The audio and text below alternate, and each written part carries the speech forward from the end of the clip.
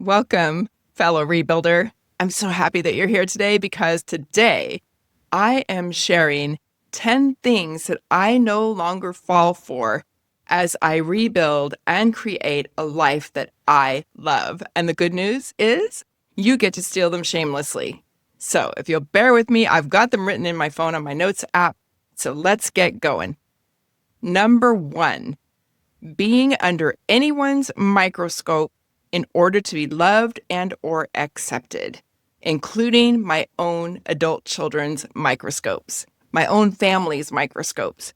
I will not fall for that any longer. I did that so much of my life, just bothered by anything, any criticism that somebody would bring to me or that I was a failure somehow.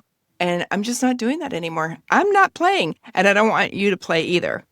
Real quick before we get to number 2, I'm Pamela J. I am the host of this podcast, Rebuild with Pamela J. And I am here to help you rebuild and create a life that you love no matter what. No matter what, if there was death or divorce or division or distance, whatever is happening in your life, I am here to help you create a life that you love, because what's the alternative? You might as well enjoy what is here, what is now, so that you don't miss the beauty in life. You can't change anybody else. You can only change yourself. So let's get rolling to my next point. Number 2, watered down and overused therapy language.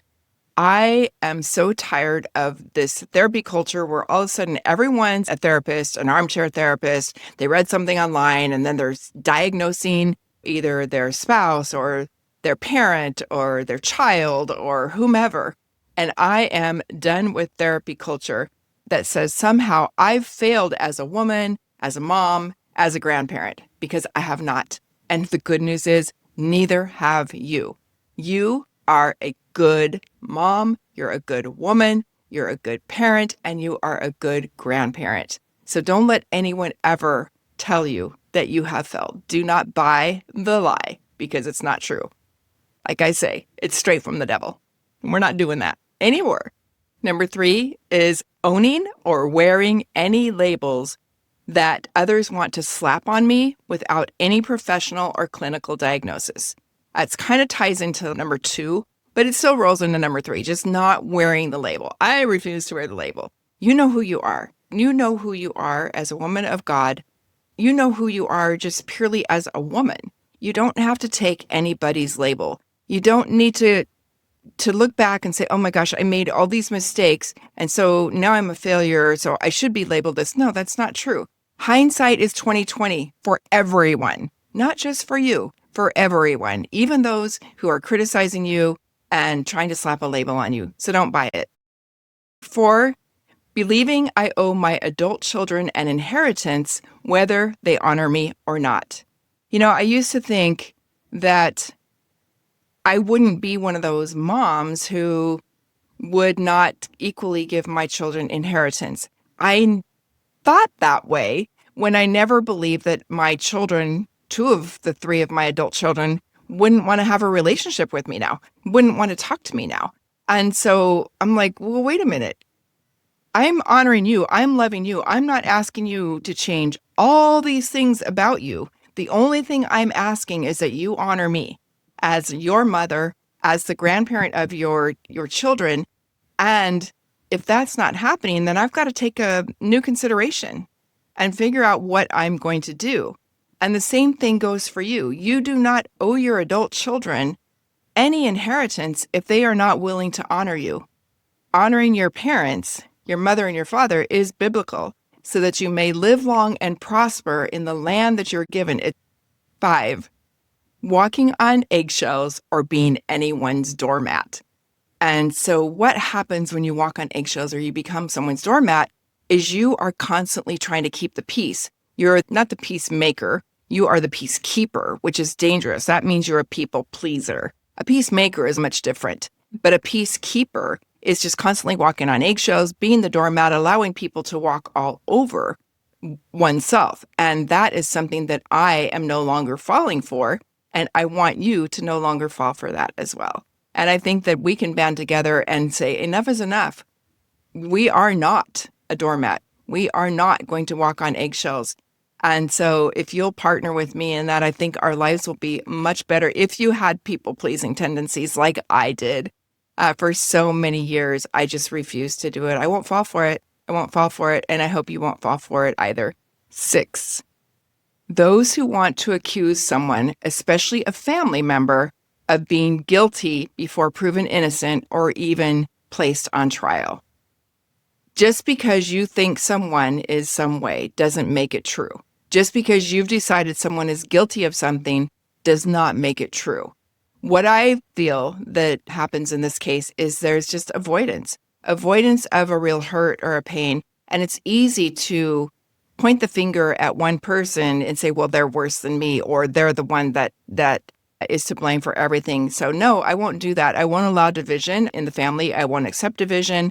I will not tolerate it.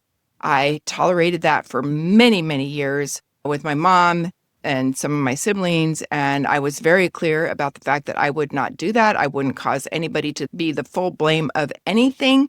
And if we were going to have get-togethers, everyone needed to be invited and not accused of one thing or another. And if that couldn't happen, then I wouldn't be participating. That was my boundary, my bridge to the relationship. And I will not participate in that with my own children either. And that happens to be going on right now. And I won't fall for it. I am rebuilding a life that I love, creating a life that I love.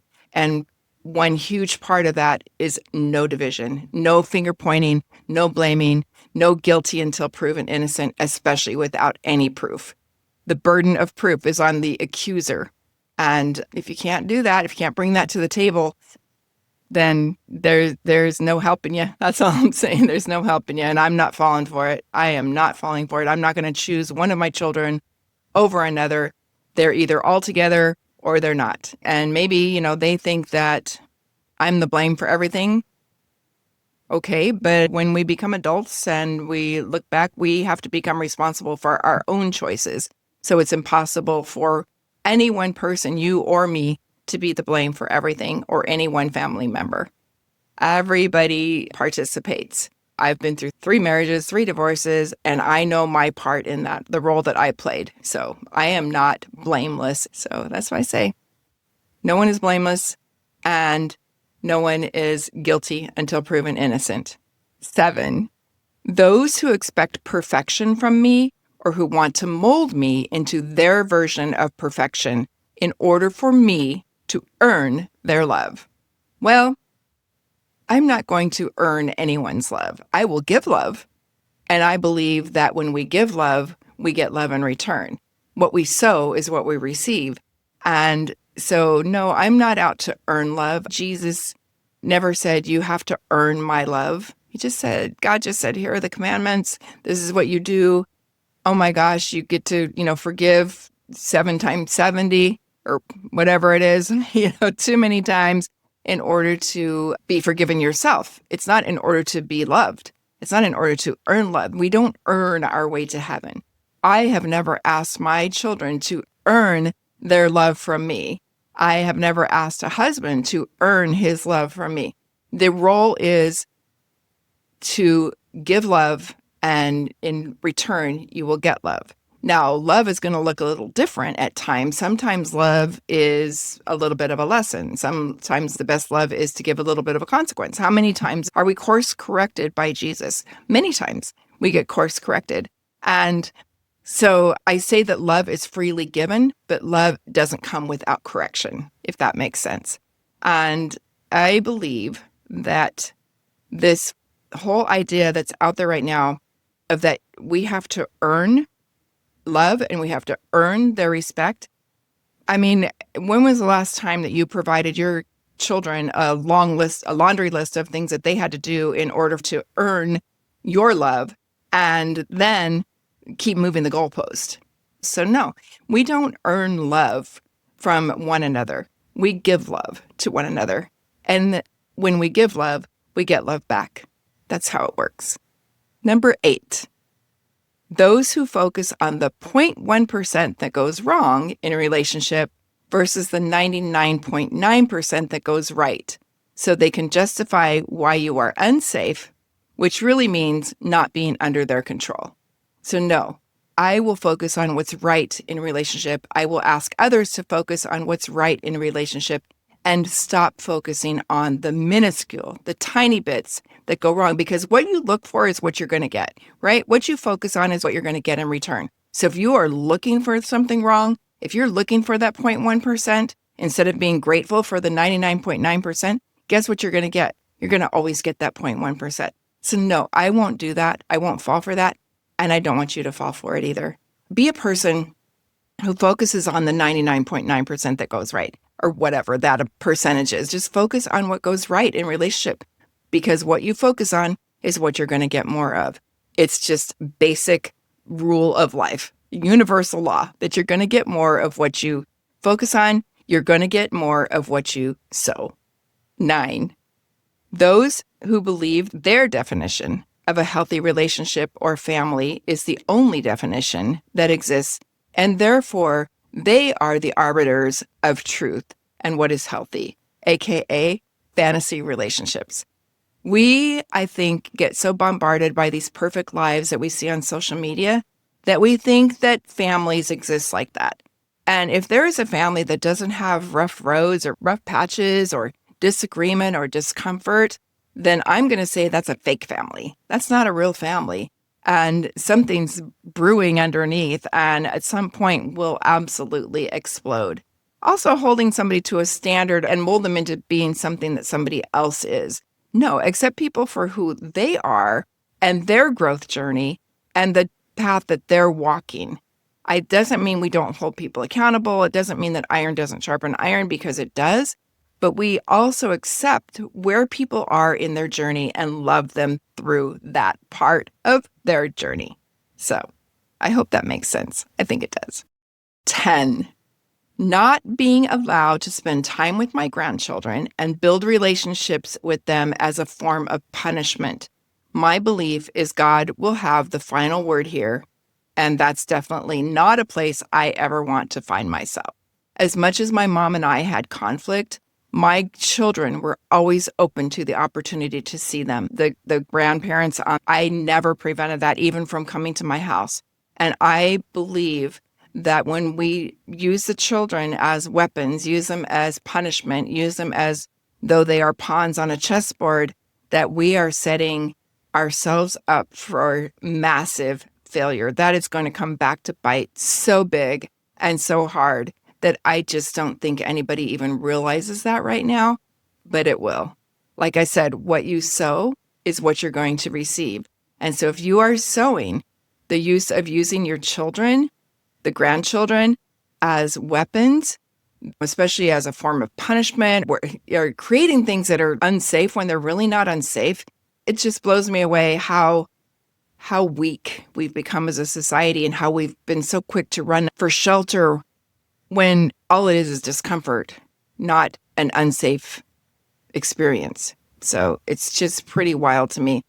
But here we are. And so I think what will happen is if we take a stand, those of us who are going through these types of disconnection or cancel culture, estrangement, all the different names for it, no contact, low contact, whatever the case may be, and the grandchildren especially are being used and manipulated in the process to not be able to see the grandparents, that is going to be devastating. And it's devastating for our society as a whole. We cannot exist as a society with the multi-generational family being ripped up at the roots. I mean, the devil is winning here. The devil is absolutely winning here. So what we sow is what we're going to receive. So we are sowing using our children and grandchildren as weapons, punishment, inability to see their grandparents and get to know them, then I think we're in for a big rude awakening, and it's very sad. So I hope that that's not happening for you. It is, I'm going to be blunt and straight up right now, it is happening for me, and I just don't get it because I'm an incredibly loving grandparent. I don't give them a ton of gifts, but I'm incredibly loving, incredibly caring, build the relationships, love my grandchildren to death. I have 7 of them. I don't see 6 of them, and it's so sad. Breaks my heart. I have to focus on, however, where I am, what I can do with the day that I have.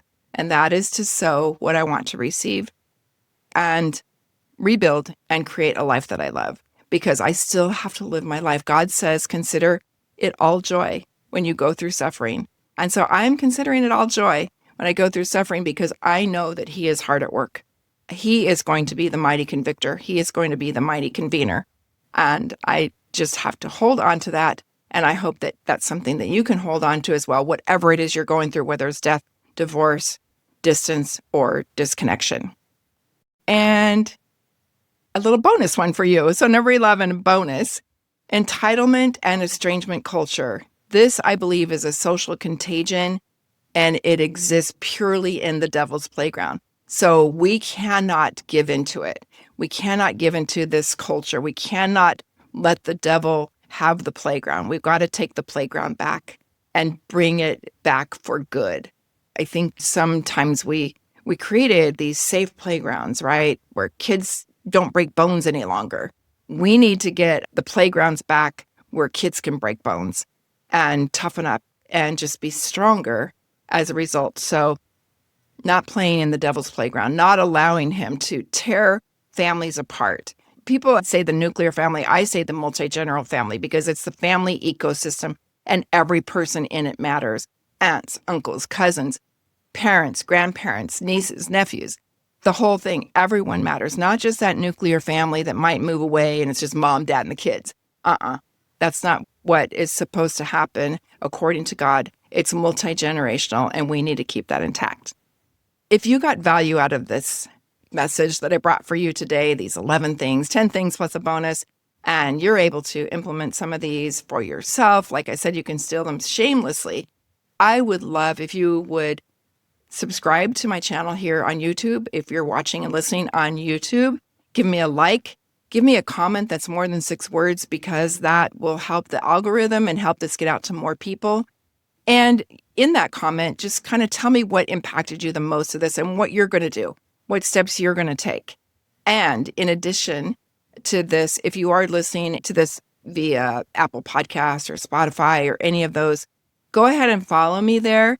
And if you wouldn't mind, come on over to YouTube and subscribe, like, and follow me over here.